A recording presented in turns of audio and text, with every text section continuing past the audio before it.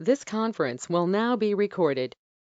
Okay, guys, welcome to the MS group tonight. My name is Kim. I'm from Des Moines, relapse remitting, diagnosed in 2012, currently on Ocrevus.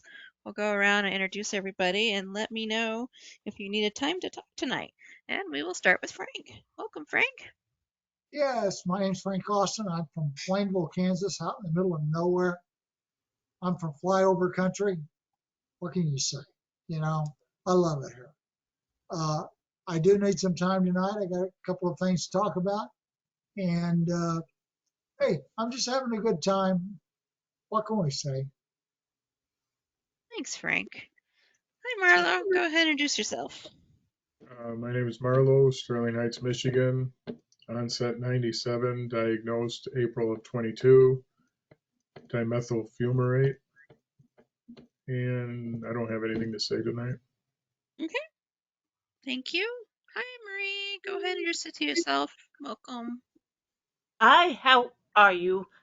I'm Marie from New Jersey, and I was diagnosed in 2021, and I'm progressive and on Ocrevus. I don't need to talk. Okay. Thank you, Marie. And let's swing it over to Louie. Welcome, Louie. Introduce yourself, please. Hi, I'm Louis, diagnosed in November of 2021. I'm on Ocrevus with relapsing remitting, and I'm in San Antonio, Texas, and maybe need a little of that. Okay, great. Thank you, Louie. Welcome, Jen. Go ahead and introduce yourself, please. I think you said Jen, right? Yes, I did. Okay. I'm sorry. I'm super tired tonight. I'm probably slurring my words even worse than usual. So if I don't make any sense or I'm using the wrong words, just please let me know. So yes, go ahead and introduce yourself. The two J sounded like Jen or John. So Yes. sorry. Yes. I'm Jennifer. I'm from Michigan. Go Blue. I was diagnosed in 97. I am now living with secondary progressive MS. I am taking Rituxan, and I don't really think I need time tonight, but I'm chatty, so I'll just talk. Okay. Yes, Thank yeah, you, Jen. no problem. Welcome, John. Go ahead and introduce yourself, please. Hi, I'm John, and I'm from Mid Michigan as well. I was diagnosed in 2016. I'm currently on Zeposia, and no one showed up to my outreach tonight, so I'm getting paid right now, but I'm not talking to anyone but you guys, so that's fun. And then I just need a minute to share, minute or two. Thank you, John. Welcome, Andrea. Please introduce yourself. Hi, my name is Andrea. I live in on the North Carolina Outer Banks. I was diagnosed 2011. I am getting ready to start Ocrevus. I would like a minute. Okay, great. Thank you, Andrea. And Mike, welcome. Please introduce yourself. And you're on mute. We can't hear you, Mike. You need to unmute yourself. Sorry about that. I'm No Mike problem. from Arizona. I've been on this board for a couple of years. I was diagnosed in 98. I'm not on any drugs now. I've got secondary progressive, and I'm fine. And I don't need any time tonight. Thanks. Okay. Thank you, Mike. Welcome, Karen. Would you like to introduce yourself, please? Karen, I feel like obviously you do, laying down. Yeah, fatigue's getting me. I have primary progressive MS, and it's kicking my butt. Would you like time tonight? I don't know, maybe. I don't remember. Okay, that's fine. I don't even remember why am I here. Well, we're glad you made it.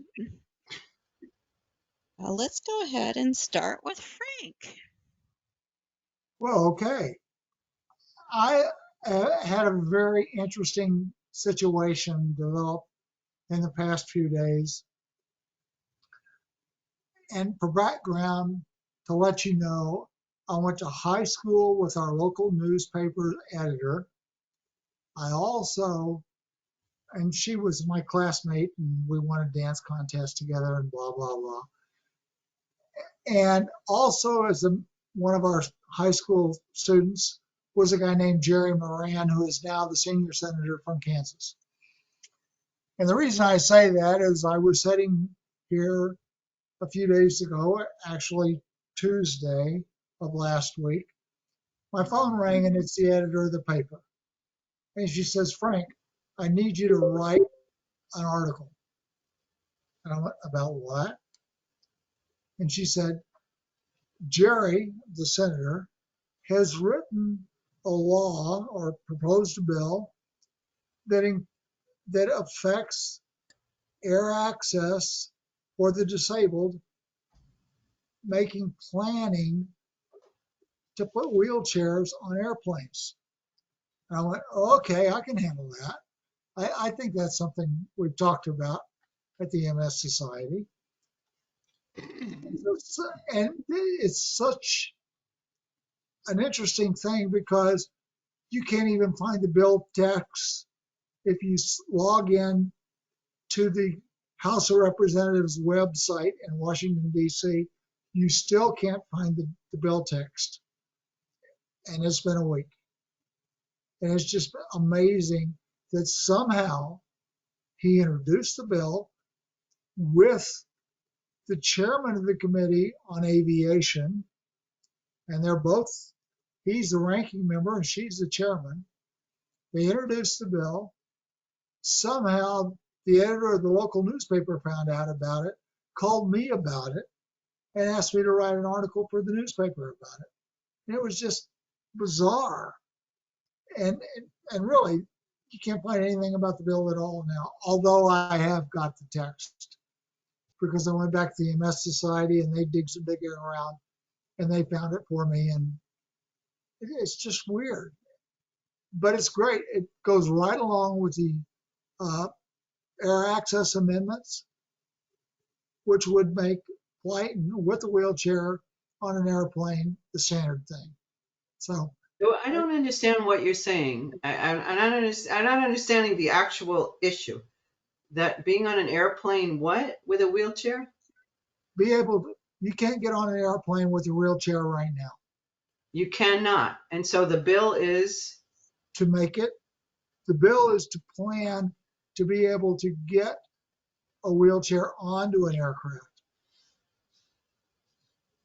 Where you can fly in your wheelchair. Stay in your wheelchair while you're flying. That's correct. Like if you're on a bus where you can stay in your wheelchair on the bus. Same thing in the plane. But right now you have chairs in the way, the little hallway or whatever you want to call it is too small to get a wheelchair through. Right. Like they'd have to totally revamp everything. It's the ADA, the Americans with Disability Act, and making it apply to aircraft. Simple as that. About time. I think we're overdue for that. Yep. Just a quick timeout. Todd Reiki, this is the MS meeting. Our prostate cancer meeting was from Eastern 6 to 8 o'clock tonight. So that meeting is finished. Sorry, but it'll get posted.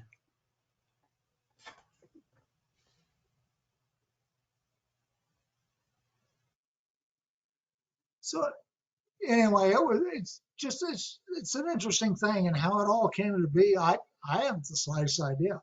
I don't know how it got from the senator to the editor of the paper to me before it was even, you can't even find the text for the bill.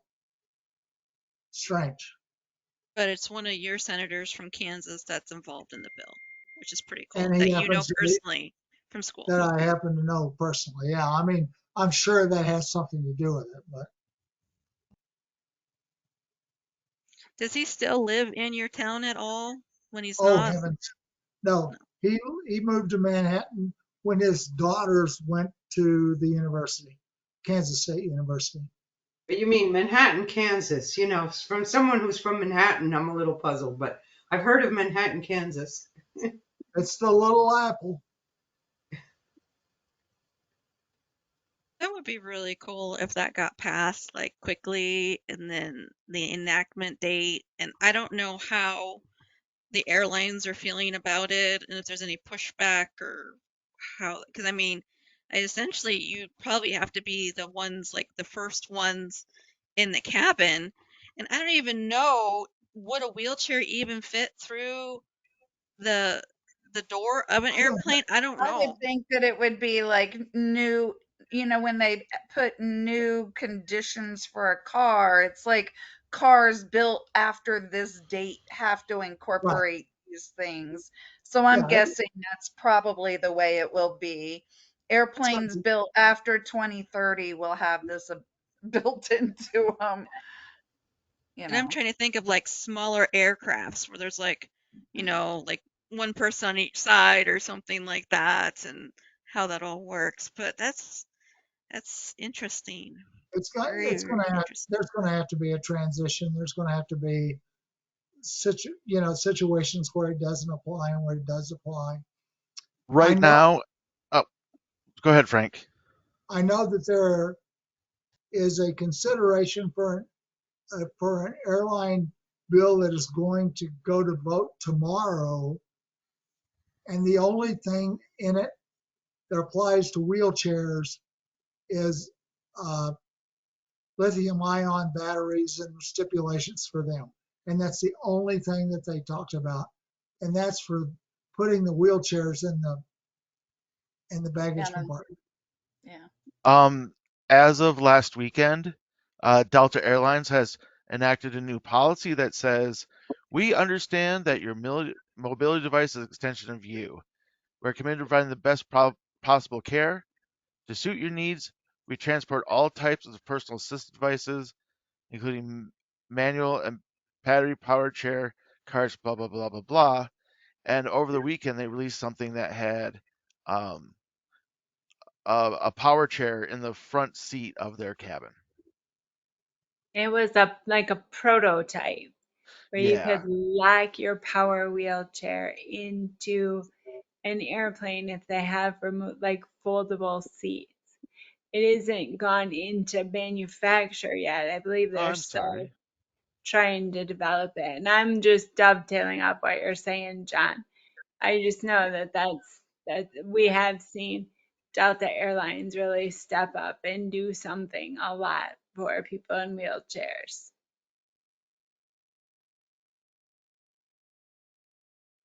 But that's pretty awesome, Frank. Yeah, Congrats. Frank, that's really cool. That's a cool We connection you have. we have an in now. Frank is our in into the inner workings of the government. Absolutely. Well, I don't know how in we are, but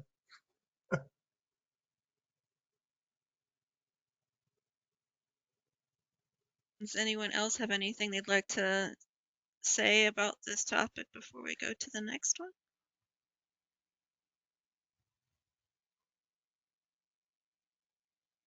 Okay. Well, before we go to the next topic, Christy came in, so let's go ahead and have you introduce yourself, Christy.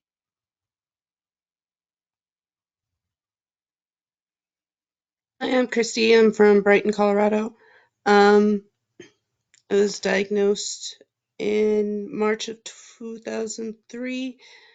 I have active secondary progressive, and I am on Ocrevus.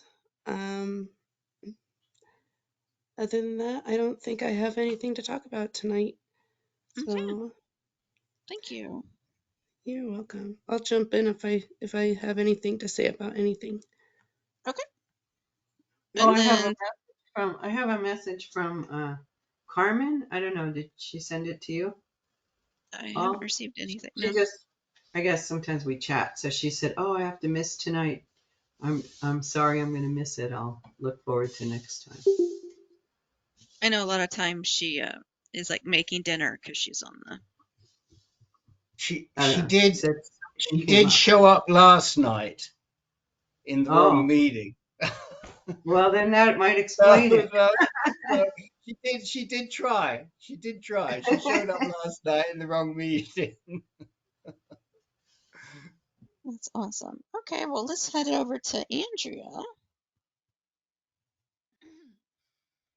Yeah, so I recently had my MRI, and since my doctor is a 3-hour drive away, I went and got my MRI and then saw my doctor the very next day. So the lab results didn't really come in before I saw my doctor, but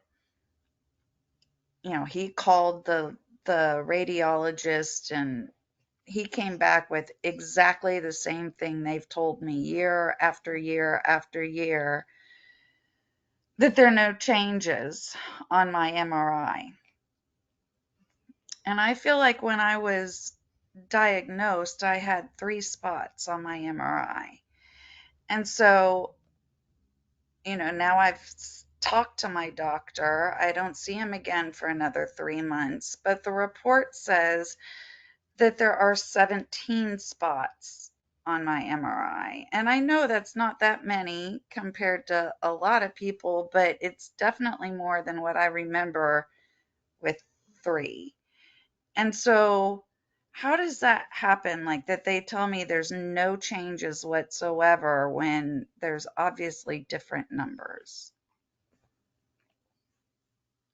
Has that ever occurred to somebody else? Is that Well, it's a different radiologist, so they could be looking at things totally different. If it's not the same person making the judgment, it's just hard to say. hmm. But did you ask? Oh, I plan Is to, the but difference? Oh, you mean you didn't do that yet? Because, well, they keep telling me that my MRI is the same. It doesn't. right. It really doesn't matter if my MRI is the same. I'm not the same. I'm not the same. And And I don't feel the same either, uh, Karen. yeah, and the other thing I could say is when I first got diagnosed, after being told I don't have MS, even though there were obvious signs that I did, that the neurologist, the demyelinization specialist, as if we know what that means, but I mean maybe now we do. But she showed me the MRI of my brain, and she said, I don't know how old you are, Andrea, but still this could apply to you. She said, you have like little white spots. That's not inconsistent with somebody your age with high blood pressure. So that alone is not going to say it, but based on your symptoms, based on my testing, and I'm going to say you have progressive MS. So even though they're saying it didn't change, maybe they're looking for something different. I don't know. Yeah. And also for your 3-hour drive, I have never seen that doctor in person again because the pandemic happened. And, for whatever they're doing with you, you don't need to, if I wanted to see her in person, but why should I drive to San Francisco? We do video calls. She watches me do a timed, what do you call it? A timed walk, I forgot how many seconds it is. And, there's really nothing about that I would get differently if I saw her really in person than in her house, which is where I see her. But And Andrea, I wonder if it's not so much, and I don't know, I think it's a really good question for a doctor, but I hmm don't know if it's so much the number of lesions as where they're located, the size of them. And, you know, I've never, to be honest, Andrea, I think that's a fantastic question when you get to the bottom of it. Will you come Mm-hmm. back and share it with us? Because Sure. I mean, that's really interesting. I would think, you have to have those two different lesions to get the Mm-hmm. diagnosis, but now if they're in the same place, maybe your neurologist is okay with that. That's interesting. Well, and I kind of feel like if my neurologist thinks that 12 new lesions is nothing to worry about, I think I might want to look for a new neurologist. Yeah. I mean, You my want, understanding of a lesion is brain damage, right? well, This and is scar tissue.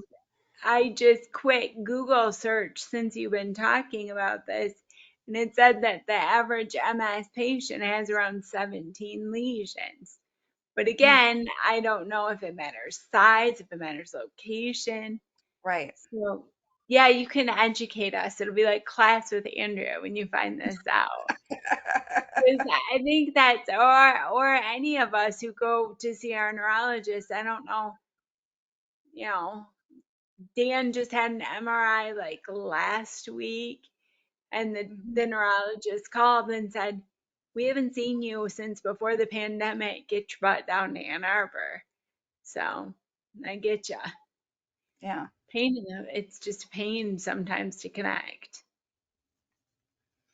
Right. So they're getting ready to start me on Ocrevus because I'm positive for the JC virus. So that he doesn't want to do Tisabri. So What's the JC virus? John Cunningham virus. Oh, That's about never as heard of much it. as I know about it. It's the virus that can cause PML on Tisabri. Well, I don't think you should have to wait 3 months, which isn't really that long. But they have staff there, to say, I don't understand. I would like an answer to that question. Can I have a follow-up, a phone follow-up with the Yeah, I probably could do that. neurologist? Because before I've gotten rid of neurologists, and I mean, I've gotten rid of doctors, but if clinically they're correct, they can explain something to me that makes sense. I Right. don't just get rid of them because I don't like what that said. But here you Well, this got a is group of here you have a group of experts, and we're all like, gee, I don't know. We all got lesions, but we don't know what that means. So it's just they need to tell you yeah, yeah. Well, yeah, and I just haven't asked the question yet. Um, because you I got just I lesions. just You have learned, I cognitive. just got the report. So this is just kind of fresh information to me too. So I'm just, you guys were here. So I and you guys, deal with lesions just like I do. So, I agree with you, Andrea. I would be very confused of how, you told me what 3, now 17, and please explain to the I am very confused. And so I would definitely call them and see if you can get a follow-up and just let them know. I had the doctor's appointment, didn't have my MRI. Now that my MRI came back, I have questions about it. I don't think it's appropriate to wait 3 months to get some answers. So I uh, don't think I ever said to wait 3 months. no, no, I did. I said my next appointment Her is in next 3 appointment's in months. 3 months. I'll So just ask him then. And she's like, don't wait. don't Yeah. wait 3 months until your next appointment. Ask now. It is, and the Okay. and the reason why you even have a 3 month, because I don't get those frequent follow-ups, is because you're going to be starting Ocrevus and Hmm. not the JC virus or whatever. Right. And So the find main out. reason they want to see me in person, Karen, is usually like blood work and things like that You go because to a of, lab, you give them your arm. Like, yeah. How do you feel Yeah. about starting Ocrevus, Andrea? Well, okay, so the infusion center is only an hour and a half away. Um, and so those of you who take Ocrevus, am I going to be okay driving home alone from my infusions? My experience is when I first started taking Ocrevus, the steroid, the Solumedrol, would give me a boost of energy, so I was kind of a hyper and spinning my wheels. So I know some other people, when they take it, the Benadryl kind of overrules them and makes them sleepy. I would not have that problem. So So for it could my go either personal, I'd be like, way. you're fine.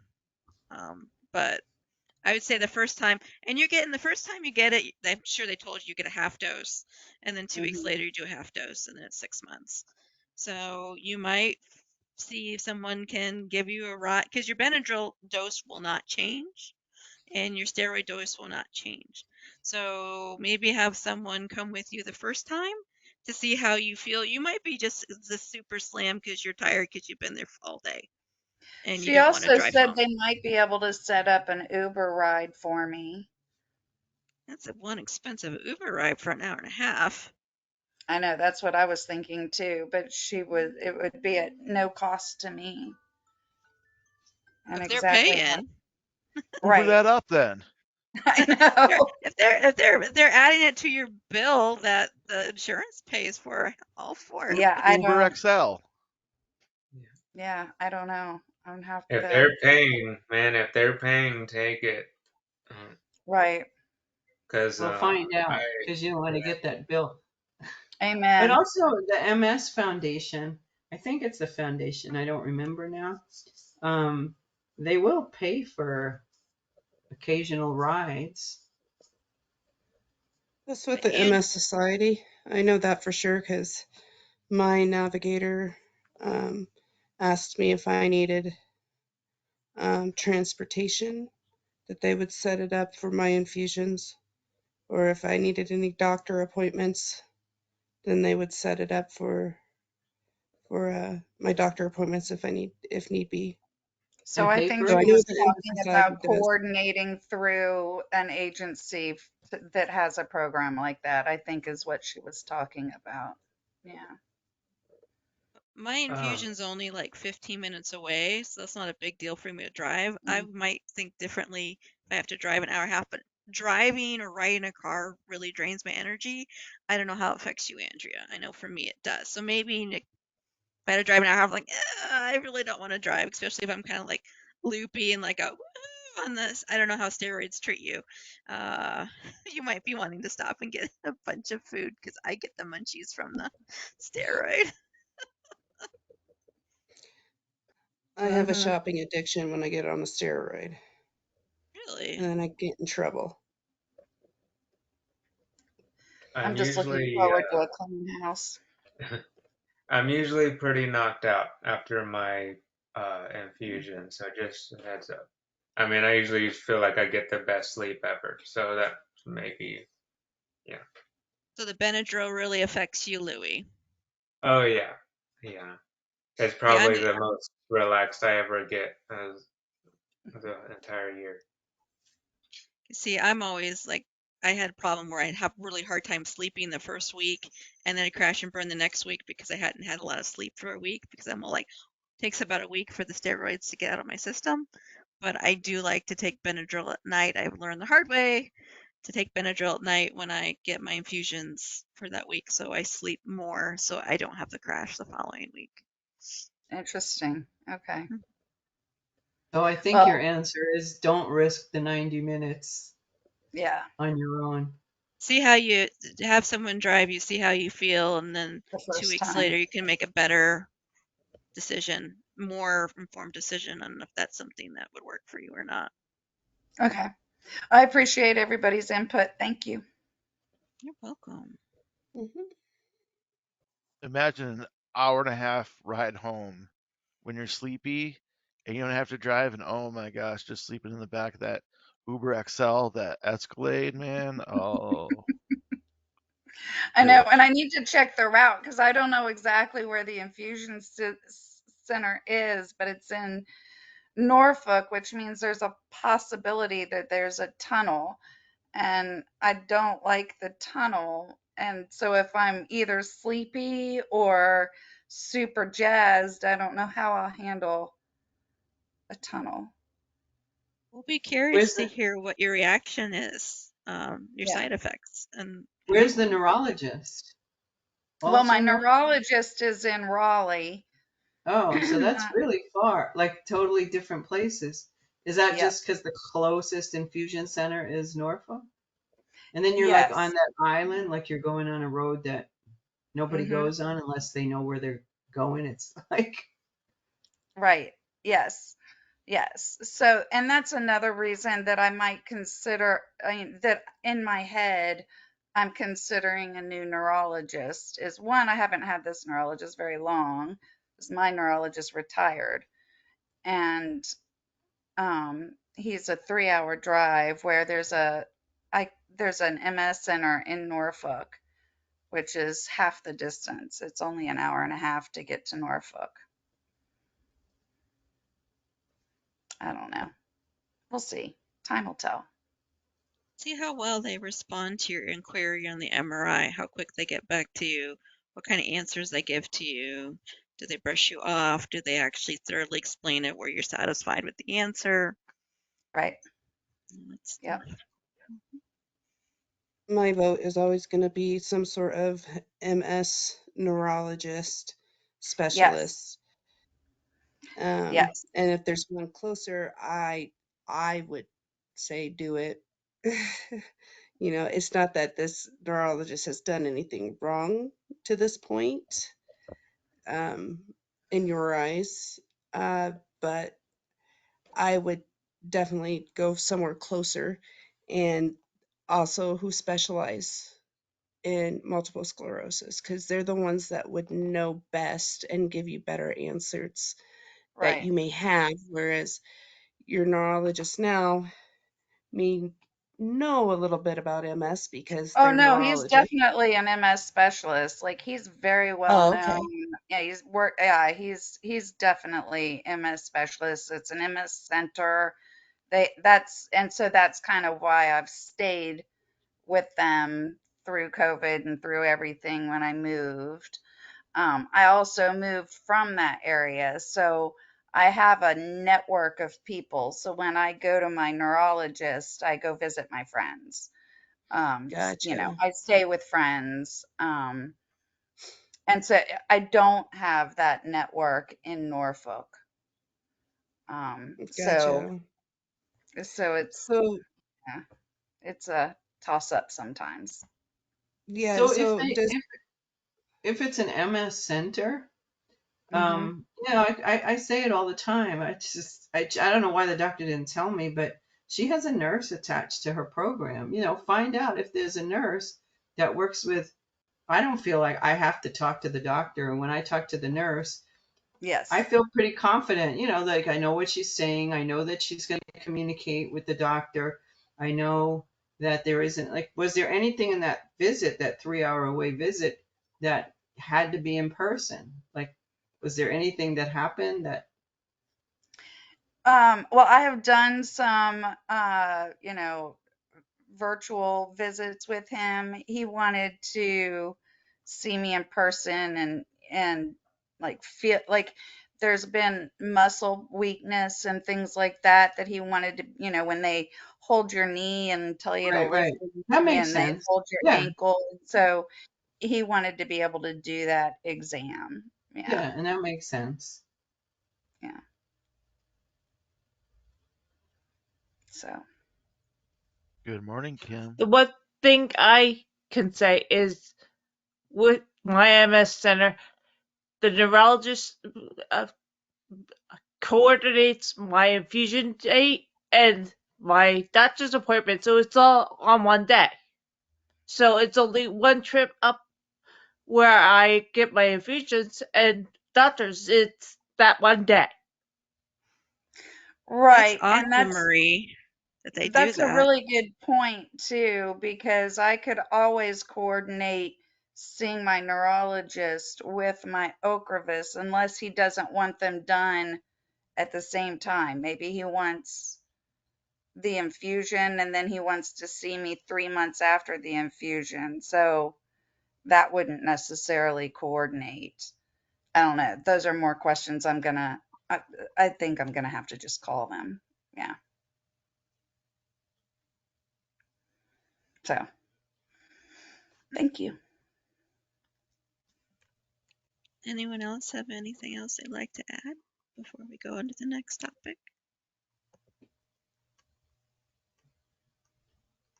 Okay, John, you're up.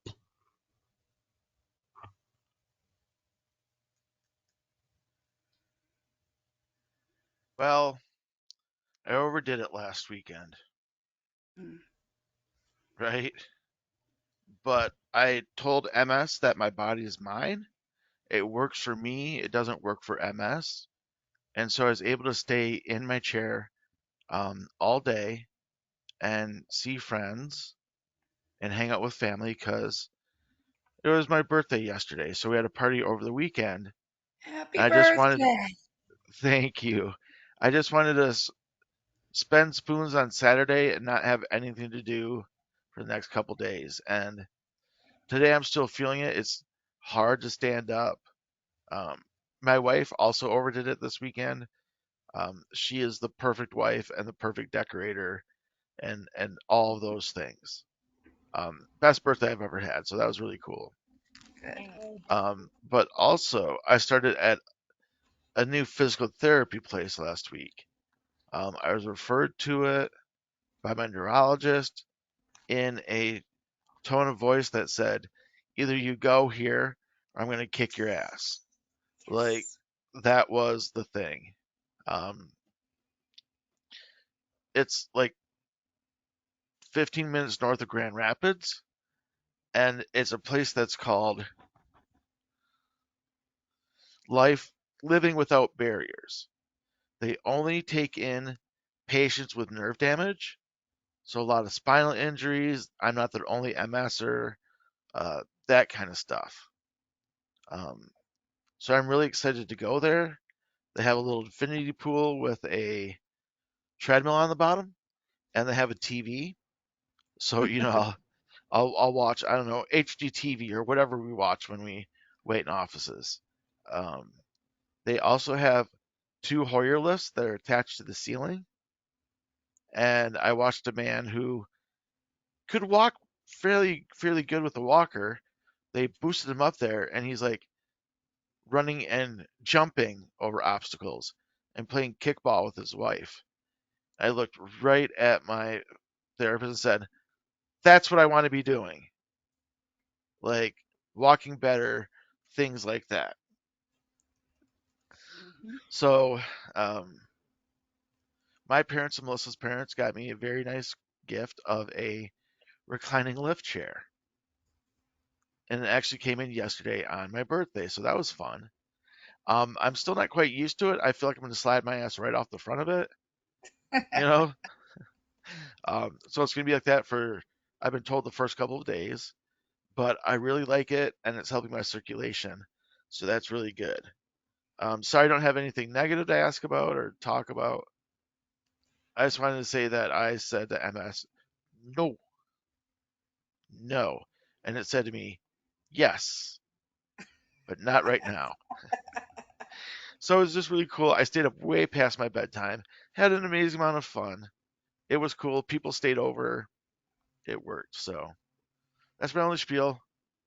How does it help your circulation? Just because you can lift your legs? It's a recliner as well. I mean, so that one, because sometimes I look at my right leg and it's shiny and taut and blue, and I think, "Oh, if only I could walk on my hands." Right. I can do that just fine. It's just on my legs. But yeah, it is a recliner, so it helps my circulation get going. Have you, Karen or John, have either of you ever thought about TEDOs, like compression socks? to I help wear your those all the circulation? time. Does Yeah. that help your legs? Yeah, and I actually kind of upped the ante on that. And Melissa's like, they have microwavable, like bean filled sacks that are supposed to help.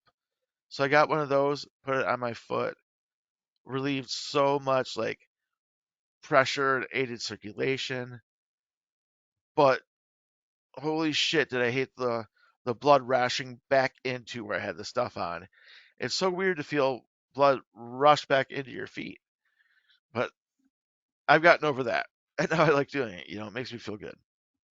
And uh, you said you do that with like bean bags or what? Yeah, I'll send you a message on Facebook of what I bought. Okay, thank you. Because I wear Ted hose and they're not the most attractive or fashionable thing.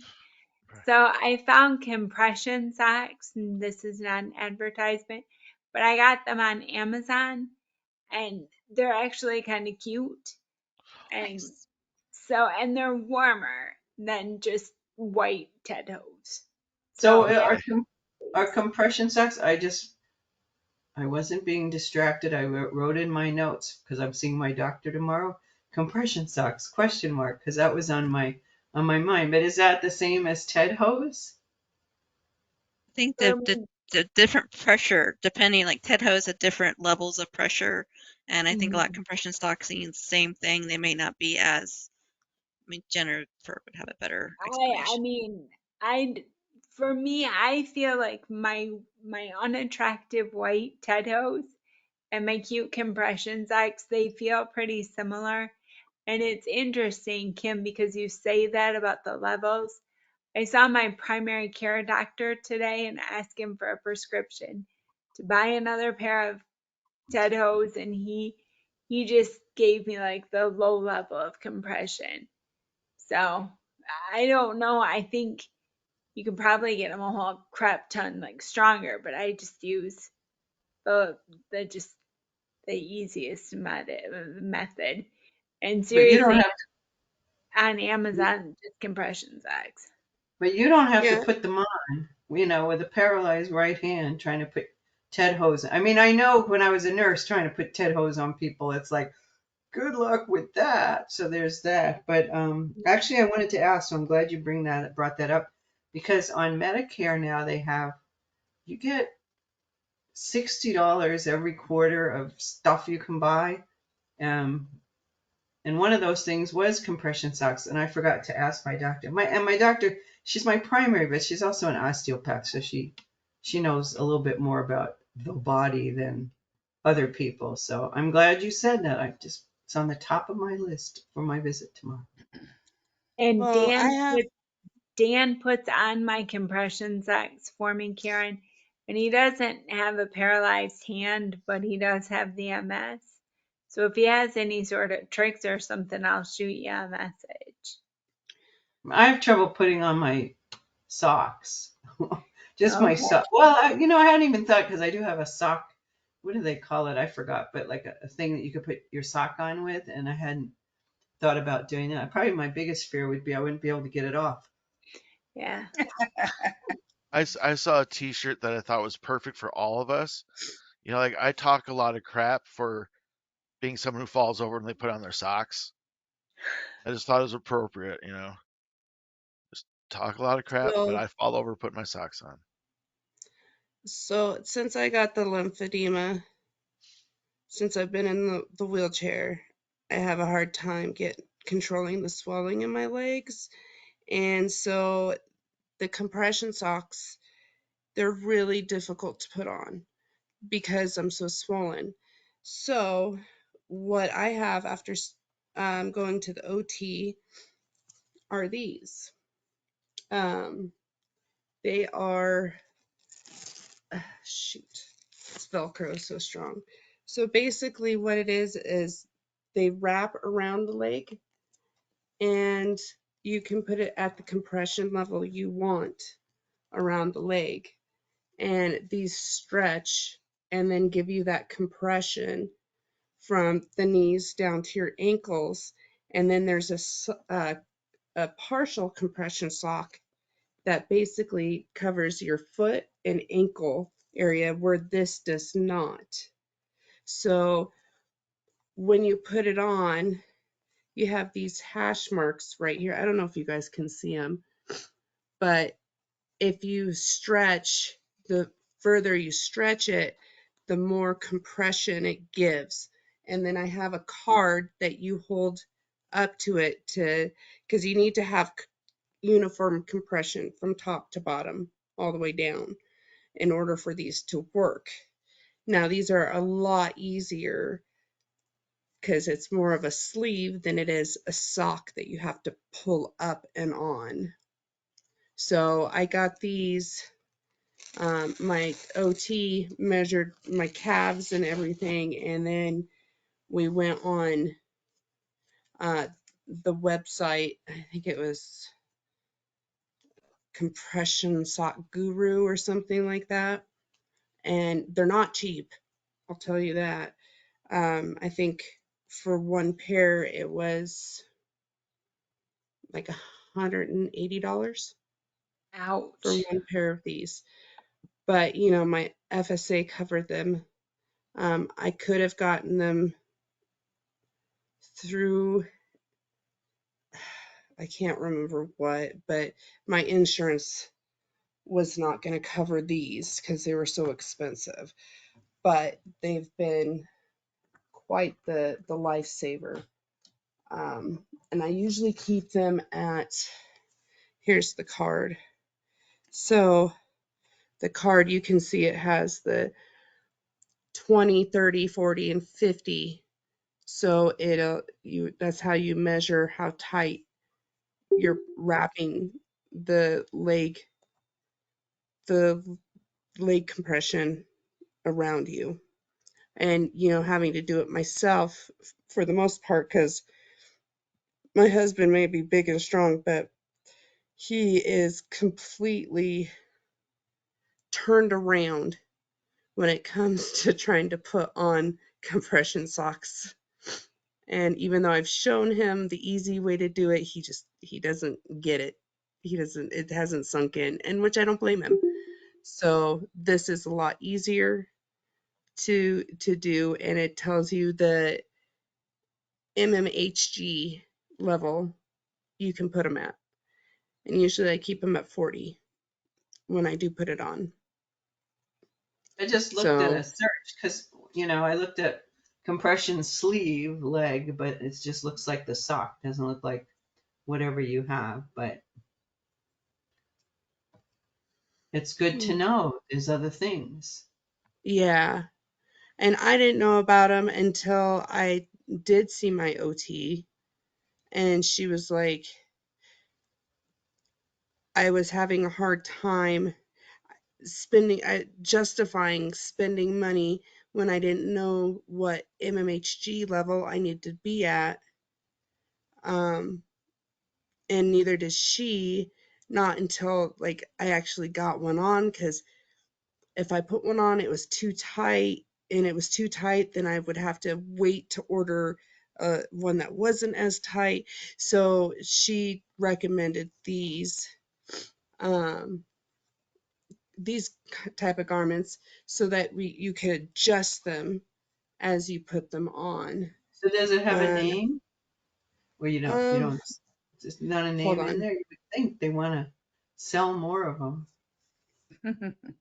It's cool that there's an alternative to TED hose because can be such a struggle to get them on and off, especially by yourself, Yeah, especially when you have dexterity or weakness issues. That's pretty I have a cool. problem with my my blood pressure cuff because Mhm. that was like my doctor. I don't like to take it there because it just cascades into appointments and phone calls about your blood pressure that I'm not going to treat. I don't want to do it. So, and then because I get that benefit, I got a blood pressure cuff. I said, well, should I get the one with the wrist, with the arm? Just get the one with the arm. The Velcro on it is so tight that like, sometimes I have to go with my teeth to get it off. Mhm. So I am reluctant oh to wow. just Velcro myself up. Especially it's on your lower limbs, because it could be harder to reach, depending You on know, your as you flexibility tip that day. over and fall on your head. Things that other people don't realize you have to go through. Because I look fine. Mm-hmm. Hang on. Okay. Oh, it should be called like self-adjusting, something like that. So Here, I'll throw the website in the chat. And let's see. Control C.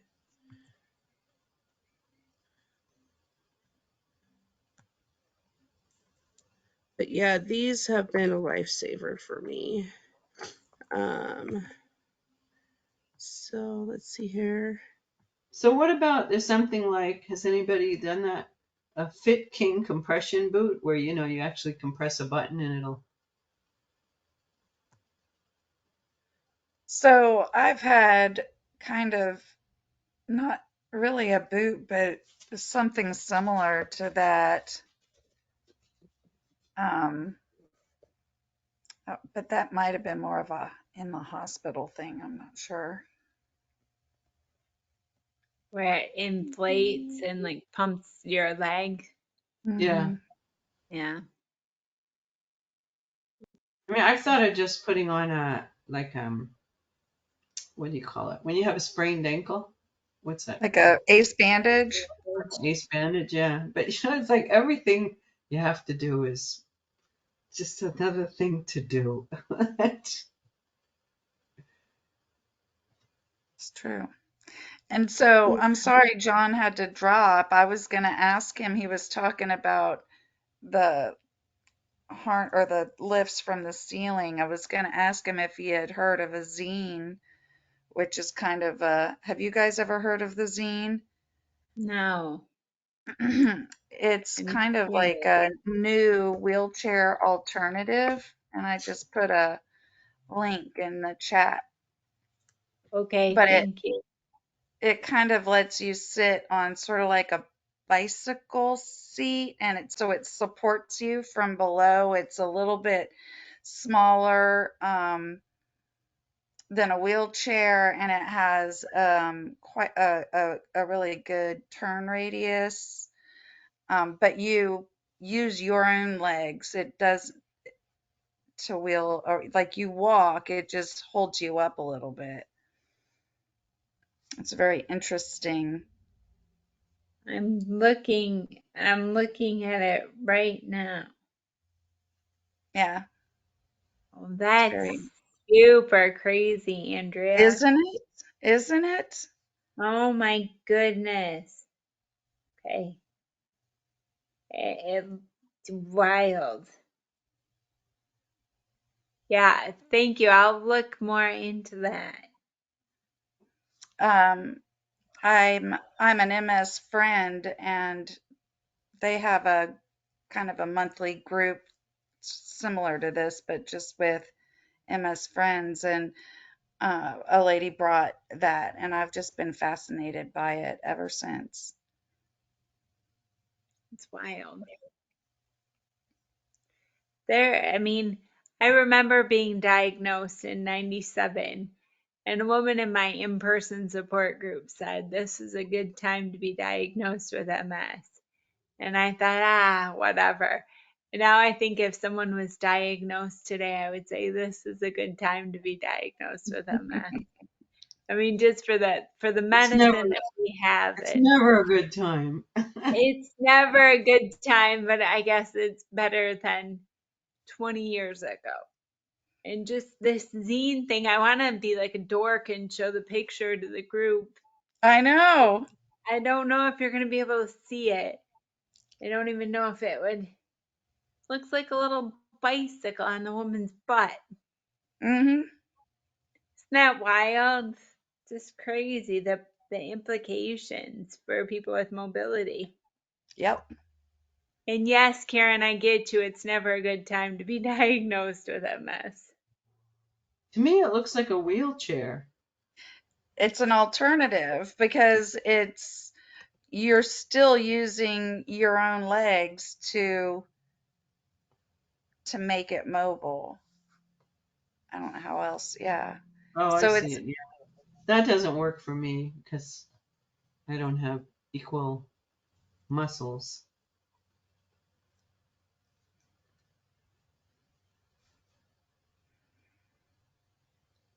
but it would help you to get, I don't know. Wouldn't help me. It wouldn't No, help it me. wouldn't But help yeah. you. Anyway, Oh, never mind. I was going to try to, I have it open, but then I like opens other screens. So never mind. Hopefully So there'll be cooler and more innovative inventions that continue to come up to help with mobility and disability and help with combinations and make people, be able to be more Yeah, independent. because there's money to be made, but instead of, doing research into myelin repair, which seems like at this point our best bet, even that's not happening I fast just enough. remember like years ago, like you only could get like a silver cane. And now my friend's like, I had to pick what color I wanted in my wheelchair. I mean, Yep. that's cool. Like you can customize things. It's just like one of the things that she got in her wheelchair, like she got last year, was like, I don't know if you have this, Jen, or like where you can raise yourself up in the chair. And I'm like, Yeah. not even thinking, why would you need that? And she's like, oh yeah, now I can mow my lawn with the Ryan lawnmower because I can get up there. I'm just like, that is so cool. I wouldn't it wouldn't even cross my mind like that would be a really cool thing to have and be incredibly useful. And you it's can so, also bring yourself up to a closer level of an eye-to-eye conversation too. yeah. Sorry, Jen, I didn't mean to No, interrupt. no, I mean, I'm tall, so it's not a big problem for me, but it's super nice when I can, if I'm walking or talking with someone and I want to be like, hey, you can't intimidate me, and I'll just like jet up to their height. I'm like, look at me, I'm pretty. Or, the fun implications of using a high top table at a bar. No, Right. I can get right up there. So Yep. it's good. So It I just just want to brings throw that. that little bit more normalcy back to Mhm. every little tiny grain of normalcy you can find, you know? Yep. And I guess her wheelchair tilts forward, so she says that she's able to pull weeds from her Wow. grab, which she really likes. She doesn't have a problem falling off the chair, and her foot, normal manual chairs have like the small footrests. Hers is essentially like essentially pretty much almost one big one with just a little space in between, and it's just really wide. And I'm just like, wow, that gives you just way more positions that you can be in for comfort level. It's just like my mind was exploding and then her like had lights on her wheelchair. I'm like, this is like, I just don't think about these things. Like, this is great. And I just wish that they continue to add in. Hopefully eventually they'll have like a USB ports on there if they don't already, so you can charge up all your electronics and That's right. It'll it'll get you into bed and go and automatically dock for the night and then come back to your bed and pick you up in the morning. That would be nice. Yeah. Oh, Andrea, I like the way you think. That would be amazing. That would be nice. Inspired by Zumba. Yeah. And Roomba or I Roomba Oh, think is she Rumba. totally. meant I think she meant Right. Roomba, but yeah, I Zumba. meant We Yeah. Zumba. understood I'm you, like, Angie. Zumba? I didn't know you Roomba. could. Zumba dance, No, that's fine. That's right. I need to go to my Zumba classes. Yeah. So, Jen, I just wanted to show you. I do have these, and I love these because it gives a variety in compression socks. Oh, Cute. fun. So, yes, those are just very fun. so they're not just the tan or black or whatever. I'm like, I need something that will just, because I don't wear a shoe on one of my feet, Yeah. that it's not just something that's bleh. So I have I these mean, too. how hard is it to make these things a little bit more fun? I mean, They got a yeah. ton of them on Amazon. You just, like I said, you Mhm. just need to know your MMHG number. What does Because that mean? if you get too tight, they really hurt. If Mhm. you get too loose, they don't do what they're supposed to be doing. So, like I said, you just got to find out what your MMHG number is, Or what is and you MM? can. Your Millimeters of millimeter. mercury. It's the level of pressure. MMHD. Oh, No, MMHG. HG G. is the abbreviation for mercury. So millimeters, HG. But yeah, so once you find out what your MMHG number is, you can really have a lot of fun. You can go on Amazon. You can find fun compression socks all over Amazon. So I do have quite a few of these. But So do you they're have, Christy, do you have, you said you don't wear a shoe on one foot? Is it because of the swelling or yeah. pain? Well, it won't fit in a shoe because it's so swollen. Like the top of my foot all the way to my ankle is really swollen from the lymphedema, and um, the only way to control that is through gosh, like a wrap, like a short stretch ace bandage going completely all around that area for like 2 weeks. And then I take it off, and voila, my swelling has gone down for the next 12 hours, and then bam, it's back. So it's a constant battle. So um, my right foot literally has not been in a shoe constantly for I don't know how long. It's been a long time. But um, I was telling my husband, I go, well, too bad I can't walk into a shoe store and be like, I only need one shoe. Can I get a 50% discount? There are And for amputees. I know there is for amputees, there's sort of like a website where you can go, I need a size, 8 in a left only. yeah, Or oh, I guess you could say I need a size right wide. right. It's like he's like, I doubt they would do that. It's like I know they wouldn't.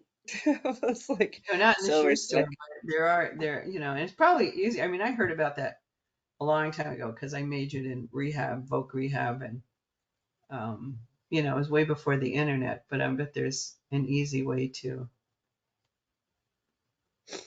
Yeah, but that's okay. I'm not really walking on my feet anyway, so the shoes that I have are keeping nice and like looking brand Not new. getting worn out. Yeah, Right. weared And out. Well, yeah, when I got my brace, which I got the brace, whatever, what is it called? Like a AFO, ankle foot. AFO. Yeah. So I got that brace, and it was so frustrating because I'm like, well, how is that supposed to fit into my shoe, my normal shoe? There's so many things that you talk to medical people about, and what are you complaining about? I was like, well, the shoe that I have that's very comfortable without an AFO was never meant to hold my foot and an AFO. I mean, it's just, do I have to tell you this? And then, yeah, one doctor's like, well, maybe you should get diabetic shoes. Well, yeah, we all know what those are. Well, then maybe you should get 2 pair of diabetic shoes, one in size and another a bigger size. It's like, sure, hundreds and hundreds of dollars on fishing expeditions. And then during pandemic, it was 2020. I was still walking with my walker. People were just putting stuff out on the street, and I was wearing a size 8 in a A6 black tennis shoe, and someone had a size 9. It wasn't exactly the same thing, but it's like close enough. Besides, in fashion, sometimes you can wear a red sock and an orange sock. Who's gonna know? So somebody had put that out on the street, and I had my AFO is in my street shoe, and then I have my other shoe. But you're not alone, but I guess you've gotten used to the no shoe thing. Yeah, until it rains and there's water all over the ground. Yeah. And they're not. It's then your foot's soaked because you don't have anything to protect the bottom of your foot. So just like it did today, it rained. And then I had appointments that I had to go to. And taking my foot out of the footrest of my wheelchair, and I can't hold my foot up because it's my weak leg. I don't have as much muscle tone. Of course, it gets rested in the wet asphalt. And yeah, it would be nice to have a shoe on that foot, because then my I foot found freezes. I found a plastic, but I don't know if it would hold the swelling for the winter. Because I mean, when I first got diagnosed, I would complain about shoes, and my doctor would say, I don't know why you're talking to me about things like that. It's not medical. And I was like, well, how do I stop myself from falling? All the shoes that I've had, I've always wore comfortable shoes anyway. But how do I stop myself from falling? What kind of shoes? But since those Crocs are they're ugly, and B, they're clunky, so they're not going to work for me. But since everything is cheaper but more money, that I found these clogs that are plastic with like a little fur inside, so I don't want to wear them this time of year. And they're so lightweight that.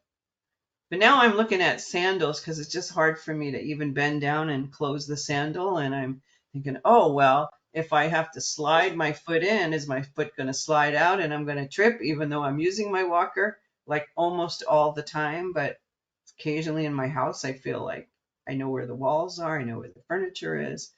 But this issue about shoes with MS and foot drop, I it's so know hard. that we've talked in the past about how Mark Cuban has stepped in to help lower the prices of prescription medications. Maybe if Mark Cuban, we throw him an idea like, why don't you do something to design cute, functional shoes for people with disabilities that that makes shoes for when our feet get big because we don't use our feet, or we get lymphedema, or we have an AFO. And anybody can steal that idea. I'm not copywriting it or anything, but I think there is definitely a need. I feel like we in the disabled community have a lot of really good ideas. Like get somebody with a lot of money and influence to get behind us. Right. There's It's definite just need. exactly, it's finding that right person to Mhm. back your ideas and actually bring them to fruition. I was reading something just this week talking about living with a disability, and it said something like, you don't know until you know. And so we just need that one right person. And unfortunately, to say that, I don't wish this disease on anybody. We just need that one right person to get the disease, and then they'll know, and they'll hopefully do something about it. Or we can do something about it. That's kind of why we're all here, power in numbers. But Right. I just frustrating. looked up on my tablet. I can't put it in the chat because I can roll my one finger around, but I'm not on the computer. But there's Hmm. a shoe exchange, the amputee coalition. I mean, There you go. sometimes you think you have to be, oh, I can't do that, I'm not an amputee. But it's like, okay, but I'm a one-legged person. So they have like shoe exchange, one-legged man, one-legged woman. So what shoes can you wear a prosthetic? Well, that's different too, because with a prosthesis, you might actually want that. But the amputee shoe exchange on Facebook. Mm. Oh, and Zappos now lets amputees and disabled people buy single or different sized shoes. Hmm. Good night, Andrea. An aside on Amazon, I found out that if you have a flexible spending account card, you can actually put that into your Amazon and charge things on that. And there's an actual button when you go into settings where you put credit cards will ask like, there's a button for FSA cards and things like that. So then it'll start showing you on Amazon what's eligible and things and charge you directly. And I was not aware of that until someone pointed that out to me. So just throwing that out there. And it says amputee shoe store on Amazon. Oh, that's cool.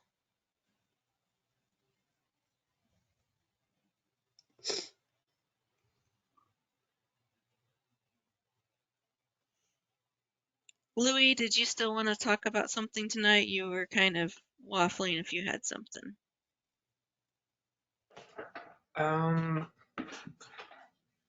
Let's see.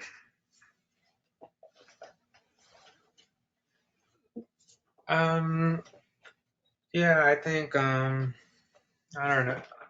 I'm just, I think I'm sort of like in the midst of, maybe, um,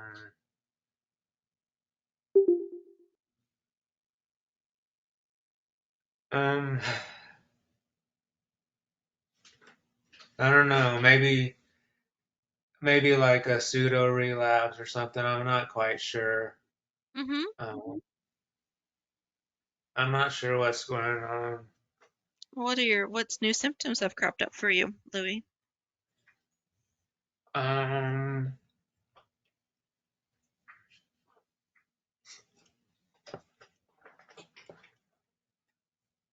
well, it's more about feeling like, so I already saw my neurologist last week.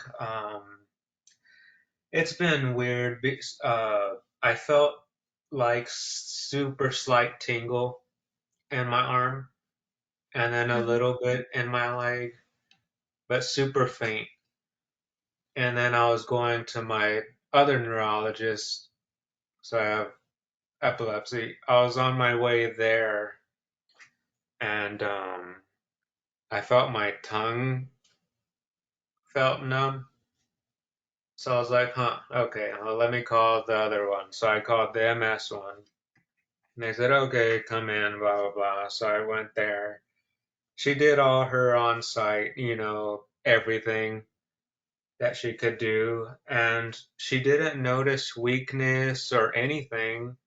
Um, she ordered the MRIs. Everything seemed okay. I knew my eyes felt a little funny. Um, um, I think that was around Tuesday, and then Thursday I was like, okay, I was feeling funny, and then like by the weekend I was like, I think it's something.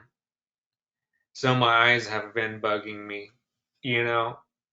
Um, but I mean, I know y'all aren't doctors, but it's just venting, I'm also going through a med change, um,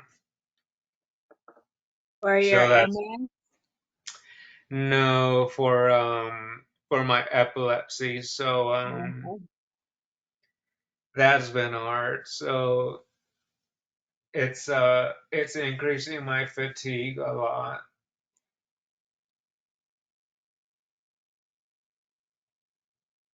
Well, the med change would definitely mess you up. Yeah, so like that's what I keep hoping. I'm like, okay, maybe it's just the fatigue. Like, yeah, maybe it's that. Cause I'm on 3 seizure medicines right now. Like there was an interaction that they're afraid of. So they want to take me off one, but they don't want to just take me off one. They want to add me on a third one before removing me off the one they're concerned about. So it's like for a period of, it seems like 2 months, I'm going to be on 3 of them. Um, I feel like I have 2 weeks left before I can start reducing this, um, start reducing finally. Um, but it's been hard. Um, so every 2 weeks I've been increasing that medicine. So I'm hoping that that's all this is, and not so much a relapse. Because because it's just been like everything's just been so fluid, you know. Um, Nothing's been lasting, but it's been enough to where it's scary.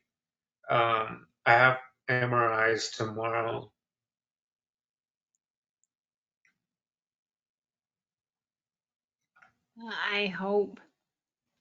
I hope the doctors, the MRI can give you some answers, and I hope that it is just the change in your other medicine. Have you been stressed at all, Louis, with the change of medications? Probably so.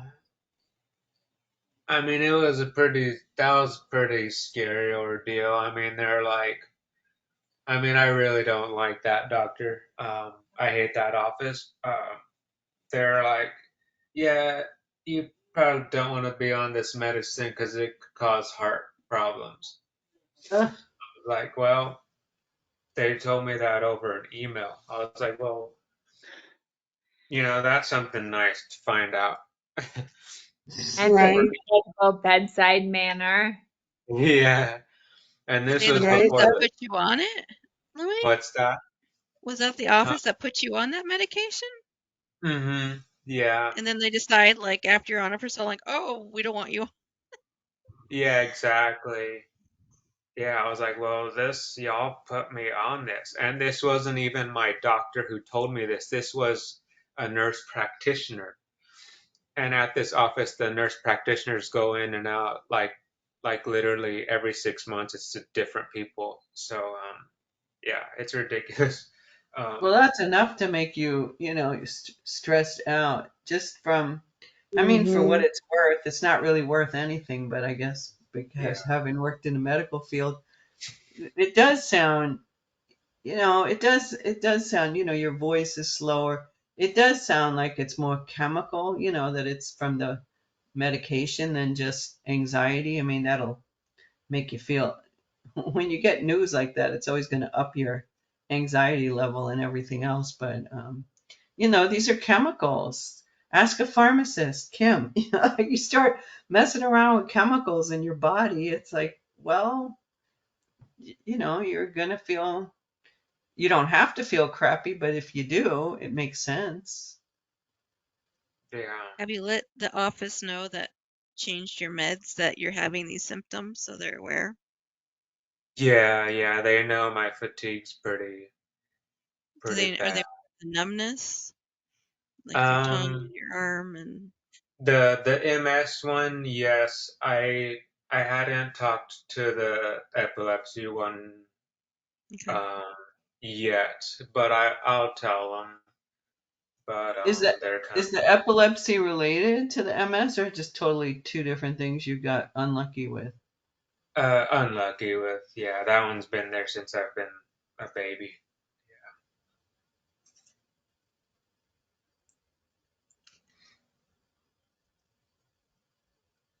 And you said you see your doctor. No, it's an MRI tomorrow, right, Louis?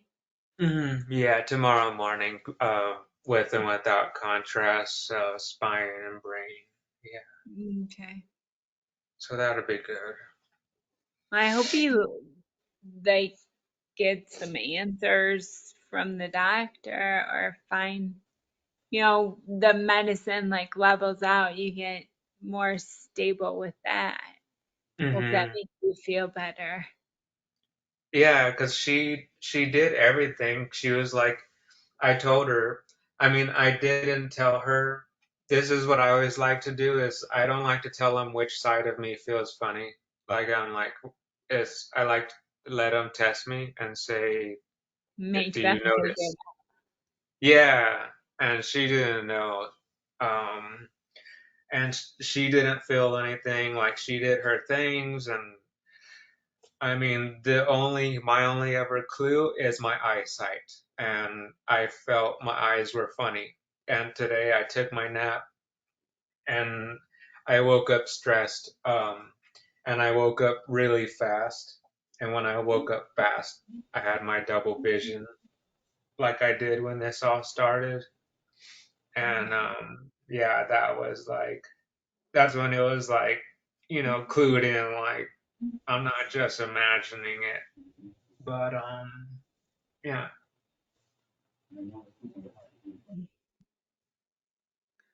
Well, I hope you get some answers or some resolution. We Mhm. have group again in 2 weeks, so in the interim though, Louis, if there's anything, please like reach out, because I know that's frustrating, scary, confusing, all that kind of tied together. Yeah. Oh yeah. Um. Well, I just hope that they're tapering you down enough while titrating you up on the new drug. Because if they don't find that balance with tapering down and titrating up, it could cause problems as well. So hopefully they're giving you the right direction on the taper down when they titrate you up. Because Yeah. They're not gonna taper me down for a while. Like I have to be on it, like maxed out, and then they'll taper me down. So yeah. and well, on your old medication, have they tapered you completely off of that? No, no. I'm gonna be on all three, and so I'm not tapered down on anything. They're adding the third one. Oh Yeah, wow. yeah, So it sounds like, you can't always get somebody to do that, but it sounds like with so much going on with you, and you're expected to just function or accept it or know what to do. Is Right. there any way to find out with your insurance? Like John, he didn't even know the word for it, but he's got a case manager. Like it does sound like you could benefit from a case manager. Like in my case, I asked for one, but then Kaiser didn't do it, and so I sort of put together my own team of that. But mm, you have so much complexity going on. It's really inhumane to expect you to figure out how to navigate all that by yourself. Right. yeah. So It's I think it's worth asking if you could find a case manager. Even in my case, it didn't happen, but then I found out they didn't have one. Then the next day I said, well, what about a social worker? And it turned out she was really great, but she left, and now I don't really have a social worker. I tried one, but it's always good to keep at them. Just, do you have a nurse? Do Yeah. you have a case manager? Can you help me navigate? I need some help. I can't figure this out by myself. You don't always get the answer you want. Like I did call a social worker. My doctor said, I don't think you're going to like her because they're like assigned to the doctor. And I said, oh my God, she was like worse than appalling. Like just appalling. Because I said, hey, what is it you want? What exactly do you want from me? And I said, well, I had a really good social worker that would do little extra things. And I know some just like to give out lists and information. And she said, well, what is it you want? Do you want a list of things? And I mm, said, well, what? I said, do you know anything about my condition? Well, no, not really. Okay, so I don't even say MS anymore because people don't really understand that, even medical people. I say, I have atrophy. I have atrophy of the brain and atrophy of the musculature. And even with that, she couldn't, at the very least, I'm sorry to hear that. She was just like, so what is it you want me to do? So it's, Louis, whatever's going on with you, it's never, you're always going to be having to deal with the medical system, but just get used to try asking for things, even if you don't get it, and don't let it devastate you. But it's because it sounds you're really alone. I'm glad you're talking to us about it. I mhm. Yeah. concur. I And think see, Louis, the Kim might agree, but the thing that would worry me is being on 3 medications that are supposed to be helping with your epilepsy at max dosage of those 3, how that is not going to cause any type of organ problems or, any issues like that, and force you to stay on all 3 because your body needs all 3. That to me is what would scare me, but I don't know epilepsy medication from, I don't know, any other Well, type of medication. and at the very least, I mean, but I can see why you don't want to ask and you don't want to tell that, you don't even want to entertain that, but there should be a pharmacist that you could talk to. Mhm. I mean, they ought to be able to explain to you some things. I don't always Right. like what I hear. I don't always like what I get. I'm constantly having to navigate, is this worth it? Is it not worth it? But to just Right. expect the doctor, the doctor to do something is, it's at this point almost an unreasonable expectation, which is sad. But um, so just try and say, I'm concerned, I'm having these things. Have the pharmacist explain something to you. And my primary care at this point, she doesn't even refer me to other people for things. She goes, do you really want to deal with what they're going to do? Because that's a big thing I learned since being diagnosed, is like every little part of you is parceled out. Your hangnail, your nostrils, your epilepsy. It's different than the MS, different than the urinary. Oh, but that's not gynourology. That's urology. This is like your OT, no, your PT. No, it just, you get parceled out and everybody's just checking off their list and documenting, well, we did that, and the patient falls through the cracks. I think it'll I also be feel you, interesting, Karen. Louis, as you increase the dose on the new medication to see if it makes the symptoms worse or your symptoms change. The reason why they don't want to discontinue his medication, they want to taper off. They want to reach the full dose of the third medication first, is because with epilepsy, if you get below certain levels, you're more likely to have seizures. So they want them to get to full dose before they get rid of the other drug. And it's not uncommon to be on 2 or 3 medications for epilepsy. It's pretty common. Oh, see, So, I don't, yeah. I'm not educated in it, but that would be my first fear, is that, am I going to have Totally to be legit. dependent on this? Yep, yep. And with dealing with epilepsy, the thing that you really are concerned about is the amount of drug in their system. Because if you get below a threshold, they're more likely to have a seizure. So they're very, taper up, then titrate up, taper down, and getting to a full strength before they start getting rid of the other one. So, but Gotcha. the thing that Louis really very resonated with me a lot was when he's talking about when you have a symptom that's very, lack of a better word, very light. It's not like this strong, heavy, or like one day, oh, I can't walk, or I can't, my vision's all messed up. Where it's just kind of light enough that you're like, is it me? Or like, is it in my brain, or is this actually happening? And you said, well, it's actually starting to affect my vision. So Louis is like, okay, it's actually happening. But like that point where you're like, is it in my head, or is it actually real? Because it's so, light, and then you have to gauge, how long have I had it? Has it been going ongoing? Like, I remember when I first had issues where I couldn't figure out where the back of my vehicle was. Like, I felt crazy, but I've never gotten that back. And it's been, I don't know, 8, 9 years now. I don't know, it's been a while. So, Is that it's just, proprioceptors? Is that Kim? Like proprioceptor, where I you have a don't. problem with, I'm very tired. It's the distancing, like not depth perception, but like, I don't know the word of it right now, but just the fact that with MS we can have these really, very light symptoms, but they're enough to like, oh, my tongue feels kind of numb. You're like, is it really numb, or am I just like having an off day? And that the fact that can drive you crazy. And then I know when you start to have like new symptoms, then the whole flood of anxiety and what if and what's changing, what's happening, they'll just flood my brain, and it's just like, what is going on? Am I on another phase? Or so I'm really glad, Louis, that you reached out to both your MS doctor and the doctors that are dealing with your epilepsy, because even though you don't like them, because that's very important.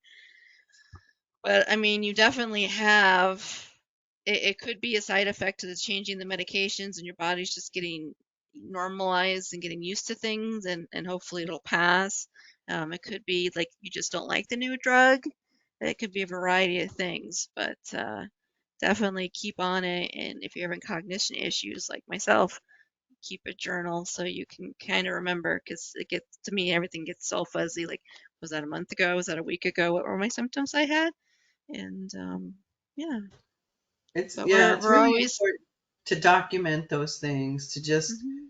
just yeah, I'm having an issue and I'm going to see my doctor tomorrow, but she's going to do the body work on me and I'm going to tell her I'm going to make a phone appointment to discuss the other issues because I don't want it all mixed up. But they, nobody could do anything for you if if you just go, I feel funny.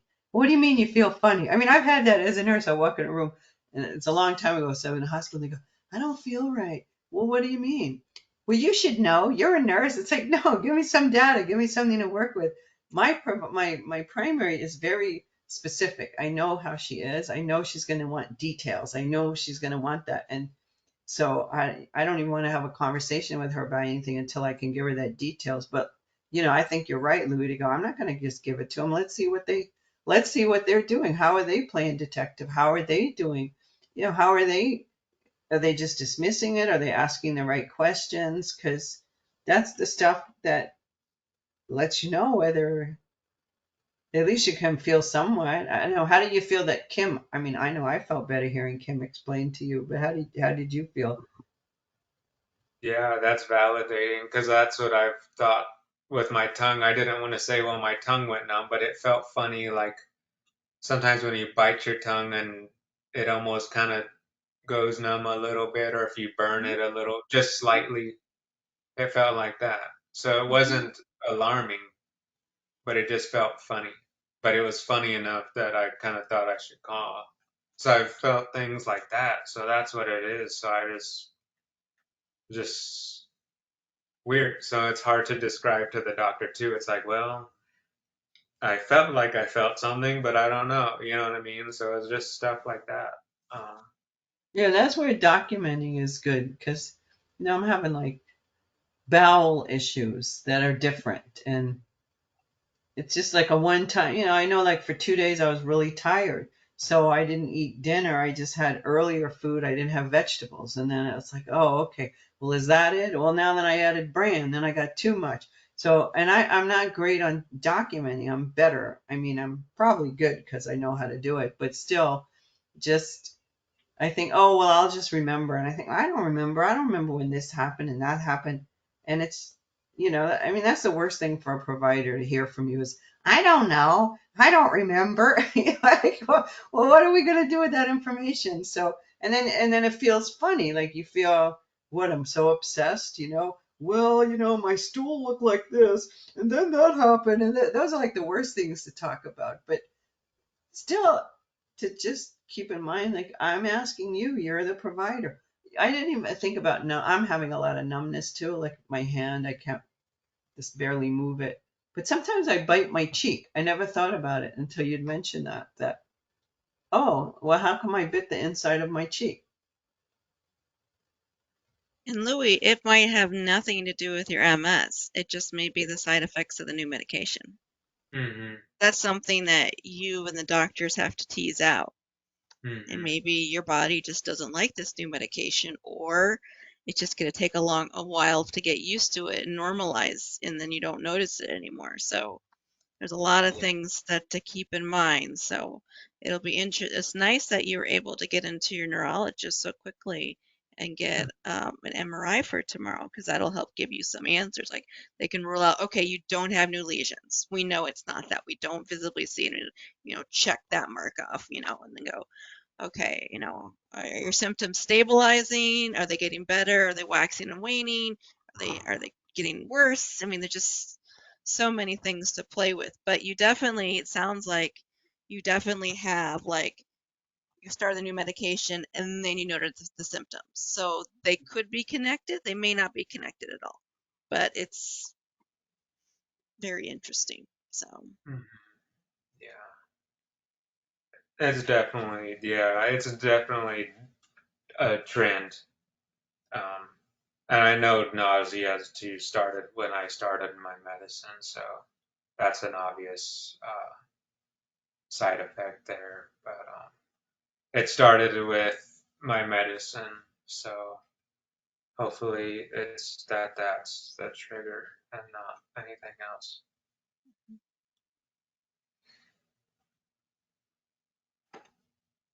that was a good question to ask. Thank you for bringing it up, Louie.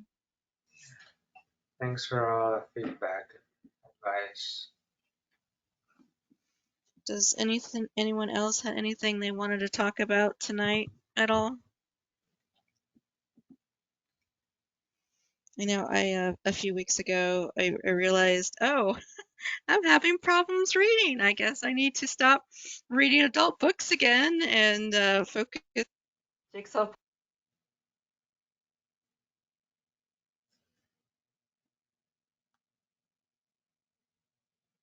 Yes, if you can. You lost your mic? We can't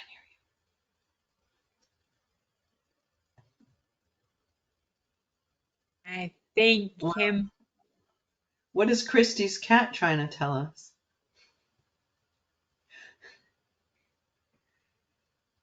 You're muted. Meow. She's trying to tell y'all that she wants to get into the cabinet that is attached to my headboard that has all my important stuff in. So that's what she's trying to tell you, and mommy won't let her. So she's mad at her. At me. So, but yeah. Well, I'm thinking that I'm getting ready to probably go get some sleep, and we have another group in 2 weeks. Kim is your 27th. micro. Can you Yeah, hear Kim, me? yes. Sorry about Yeah. that. I don't know what went wonky. No problem. Yeah, we have Recording? another The group in 2 recording weeks. still Thank in you, front? Jennifer. The 27th. So I think the recording's still going. It shows Do you it's want still me going on to? my side. Do you want me to stop it? We can stop it if we want to. I don't care. I I don't. did Yeah. I did find a cool article. Do you guys get the brain and it was Brain about and scuba diving? Hold on here. Do you guys get the Brain and Life magazine? Yeah. No. You do? Did you see the scuba diving article? Have you looked at it yet? I haven't looked at it. I just got it a few days ago. Yeah. It was kind of Yeah. cool because we talked a couple months ago that there was a gal that was scuba diving in her wheelchair. And they actually have a group. And now I'm not going to be able to find the article while I'm sitting here. They actually have a group that's designed for people with disabilities to go scuba diving. And they've done some really basic research. And they have found that people actually feel better from scuba diving. And some of their symptoms actually improve. And they think it might be because like the nitrogen goes into your blood. Yeah. It's page 8 for you, Jen. Scuba Okay. diving. I'll check it Scuba out. diving It's for people with disabilities, and they're making adaptivediving.association.org. But it was cool that what they say. Those who dived for most the participants dived 10 times over 5 days. So they did 2 dives a day for 5 days. Most of the divers' serotonin levels tripled. Some had less spasticity. Those who had PTSD experienced a dramatic decline in symptoms such as hypervigilance, irritability, and hostility. And all divers experience increased sensation in light touch pinpricking testing. So I found that And yeah, and fascinating. it's a free magazine. And in Yes. like, yeah, if you're living with multiple sclerosis, it's pretty good. It's good. It's a good magazine. It's not pretty good. It's a good magazine. Yeah, so it's all different neurological issues, not just MS. But it's Yeah. free. You can get it online too, and it's cool. But I just thought that was really cool that there was actually this article that says like, hey, there may be some benefits with, Yeah. having neurological issues in scuba diving. And they were talking about different ways that if you don't have like use of your legs, what you can do for alternatives. And I just loved it. So Well, anyway, just being in the water, I'm not as enthusiastic about it anymore because we've had a long winter, which is ridiculous. It is California, we can't complain, but it's just I haven't been swimming as much, and I have that lassitude, that fatigue, the numbness, and just to get out the door. Like today, I was like, oh, it's too cold. I don't want to go. And then yesterday, I went Sunday and Monday. And yesterday, I didn't want to go. And my inner child went, please, please take me to the pool. Please take me to the pool. I literally said it out loud to myself. Please, please take me to the pool. I was like, okay, we're going. But just Yeah. being able to move in the water and not have to worry about falling and just it's Nice. it's it's so healing. what they say here is they hypothesize that the nitrogen forced into cells during scuba spikes the serotonin, which then can stimulate nerve firings, even areas affected by spinal cord injury, leading to restoration of function. The effect faded after about a month. So start And diving in you 12. say you're someone who can't read. I was like, what did she just say? Yeah, well, I probably slept. Well, I can read. I can't remember or my cognition. I can read fine, and it just goes through my brain and out. Like if you ask me, what did you just read? I'm like, I don't know, something about serotonin spiking and helping with nerve firing, including spinal cord injuries. But I just read like a sentence there.